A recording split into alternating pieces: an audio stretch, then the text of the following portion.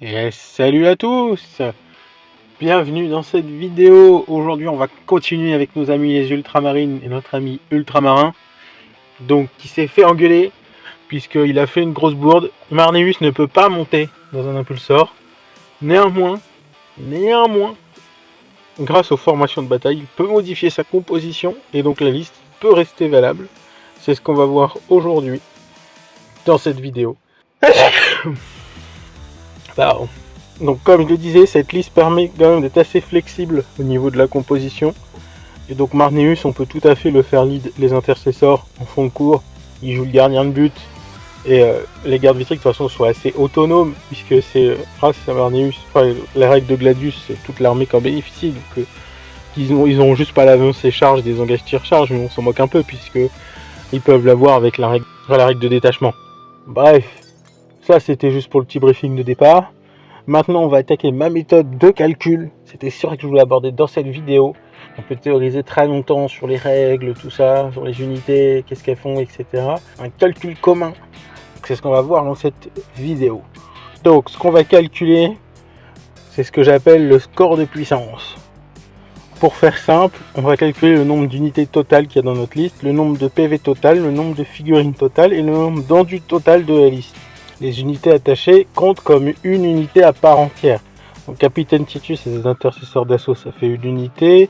Marneus qui va lier d'une autre unité, donc soit les vitriques, soit les intercesseurs, comme j'ai dit en début de vidéo, ça fera 2 unités. Le lieutenant, il est tout seul, ça fait 3. Le drop ça compte 4, l'impulsor 5, les meneurs artillerie 6, les infiltrateurs 6.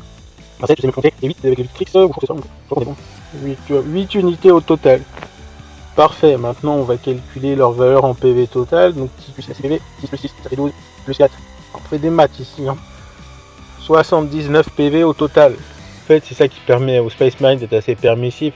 C'est qu'en fait, ça fait beaucoup de PV naturels sur table. On va voir ce qui pêche chez le Space Marine, son endu global. Donc on fait les endus par unité.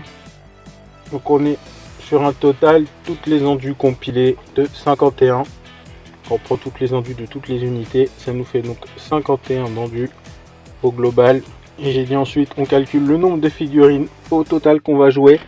Donc là, dans cette liste, au total, on est sur 27 figurines au total. Donc ce qui est peu. Ce qui est très très peu. 27 figurines, c'est très très peu, comme je disais. Donc c'est là où ça pêche. C'est qu'en fait, on n'a pas une valeur d'endu très élevée. Et au niveau des figurines, voilà, on pêche un petit peu en termes de nombre. On n'est pas nombreux, quoi.